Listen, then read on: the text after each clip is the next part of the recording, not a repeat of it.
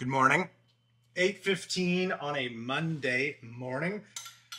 And if you watched last night, you already know, but just to reiterate, coming off 3 days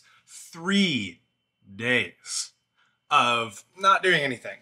And there was some concern for myself that meant like, yeah, this is probably over. I'm probably giving up.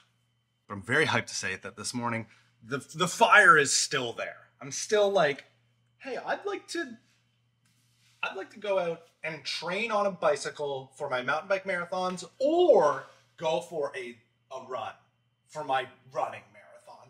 Like I very badly want to do that. So that is exciting. The fire is still there. What's the rule of thumb? It's like 30 days in a row to develop a new habit. So I've done 40 or however many days of actual pretty good training, staying on top of going out and doing something, and only 3 days of literally just kind of trying to recover and catch up from that. So it hasn't been 30 days of nothing. It's only been 3. I still want to be doing it. It's currently minus 10 degrees outside right now, which might seem like a kind of a weird thing to be excited about, but I am kind of excited about it, and I want to check my watch that isn't here. I want to get out on a mountain bike in this temperature because the ground's going to be nice and hard. It's not going to be soupy. It's not going to be gross. It's supposed to warm up today. So if I get out now, the trails will run pretty quick, and well, I probably won't have to put my feet down a lot, and the bike should come back. The bike should come back clean. Why did that do that? So yeah, if I can get myself to go out in these freezing temperatures, that would be ideal. As a matter of fact, I'm actually kind of got the thermal on already. I got the party pants on. I basically need just a jacket, some shoes, gloves, and a bicycle on a car, and I'm ready to go. So I'm really excited to see how I feel after 3 days off. My legs are a little sore, but everything else feels pretty good. It's possible that this monologue is a form of procrastination. I'm gonna get moving.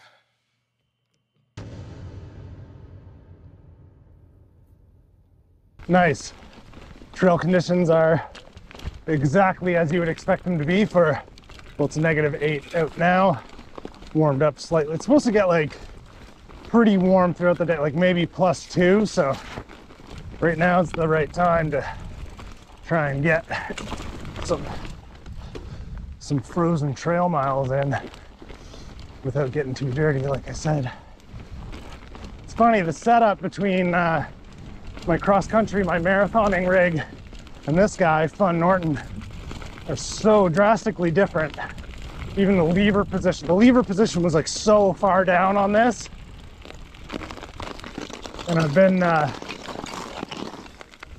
sort of been experimenting with the higher up position that everybody rants and raves about these days on the cross country bike. When I got on this, I was like, oh my God, this is terrible. Like my wrists were like way over here.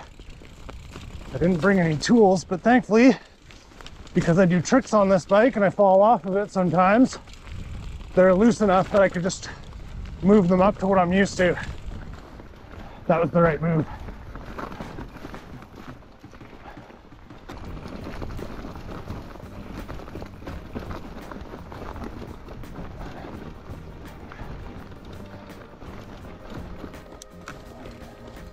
This is kind of some of the new stuff that the guys have been building out here. Just slowly putting together little loops everywhere. You're doing a great job. I'm supposed to come out and help. I keep missing the messages or being away while they're doing stuff. So I kind of feel like a prick constantly just hearing that they've built something new. And I'm like, oh, I guess I'll go check it out. I really should make a bit more of an effort to really reach out more often, find out when they're going to be out here doing stuff, come out and swing some tools with them, because I am using it quite a bit.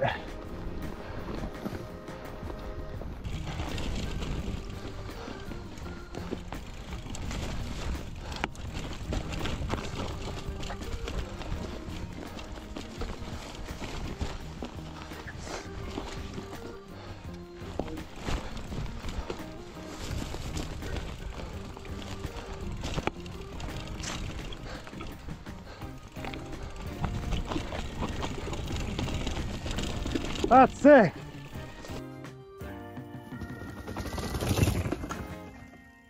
Definitely after doing pretty much all of my riding on the Norton at like bike parks, not really spending any time on trails and not riding cross country for a long time, I think I sort of had myself convinced that it's like, this is like a little less appropriate to take on like more cross country-ish trails.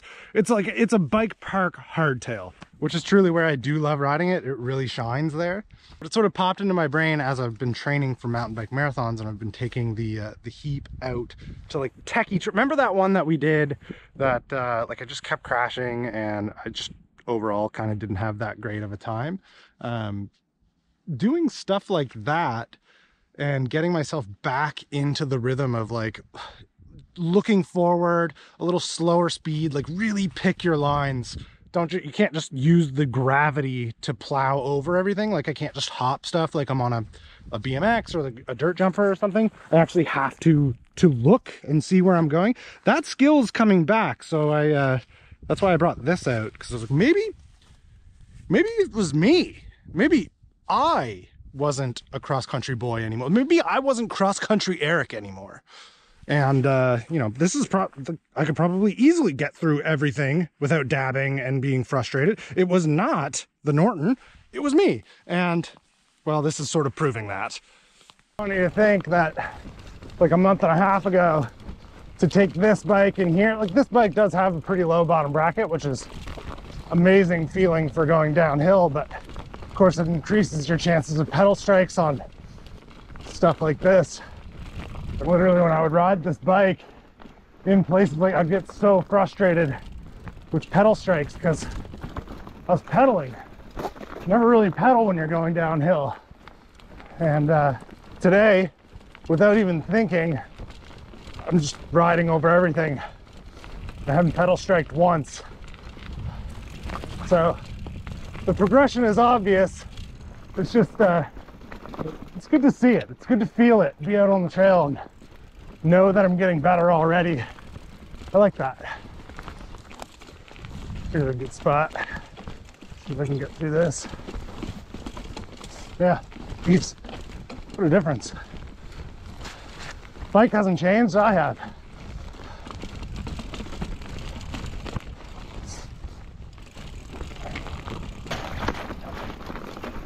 This is significantly less scary when there's not snow on it.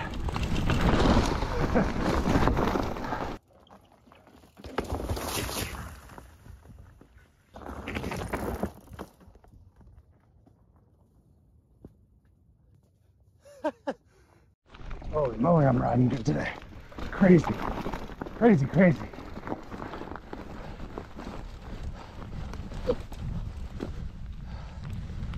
It's one of those good days.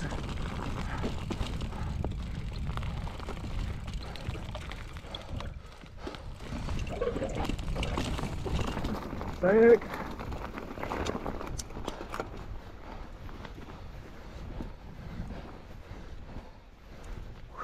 Armadillo, and then the fun chute.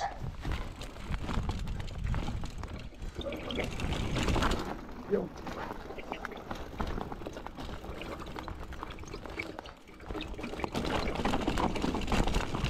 Hey.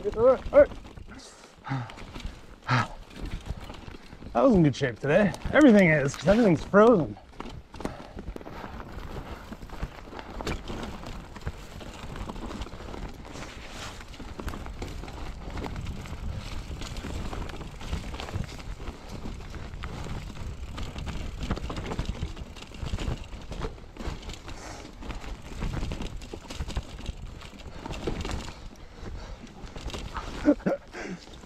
I hate to keep harping on it, but the improvements I've made in a month and a half, like that little lily pad rock, just,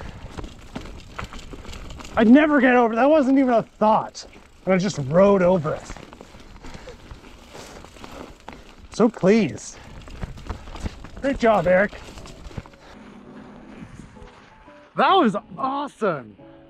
I hope you get out for a ride today, and I hope it's this good. Like, that's what I hope for you.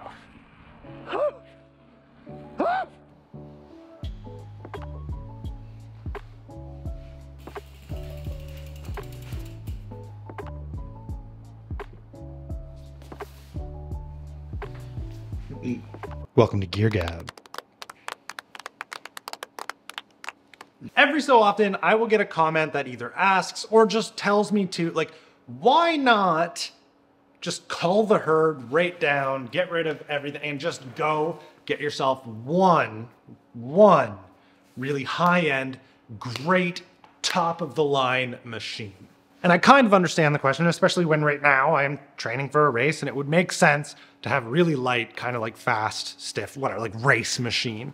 But there's just no two ways about it. I like the variety. I like having a bunch of different bikes in here that are like mid-tier, don't really need to be washed or cleaned, and I won't really feel that bad about crashing. They'll always be in like pretty good working order because they're not finicky or anything.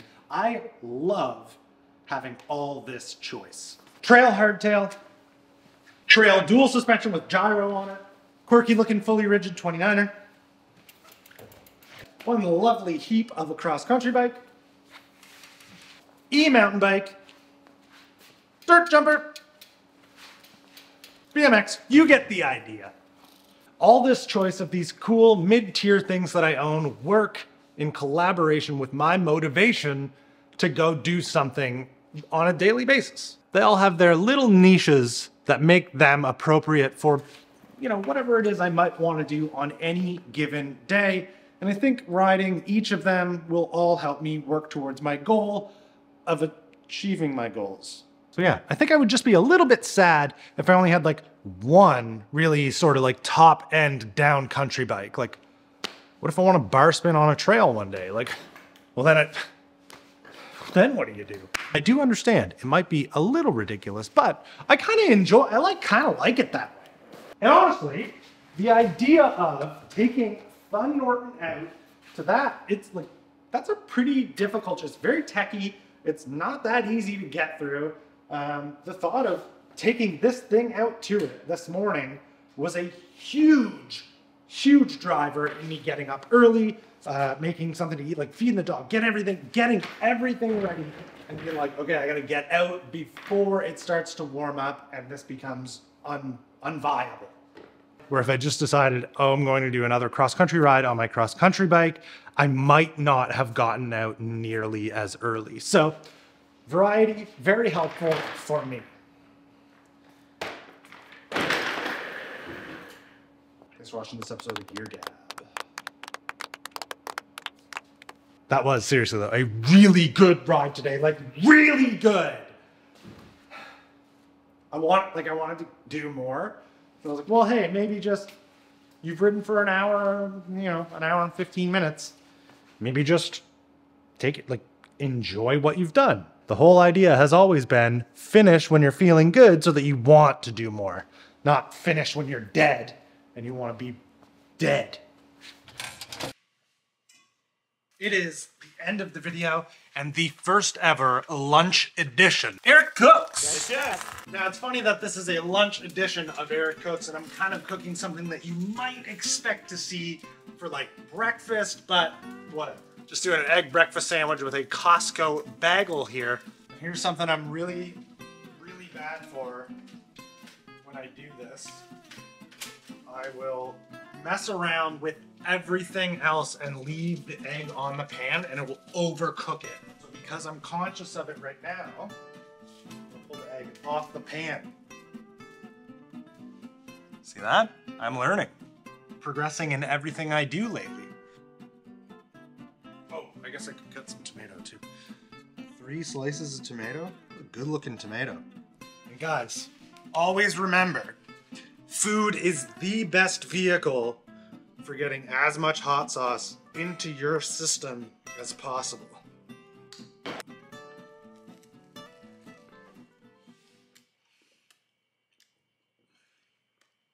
That's good tomato. All right, I'll see you guys tomorrow.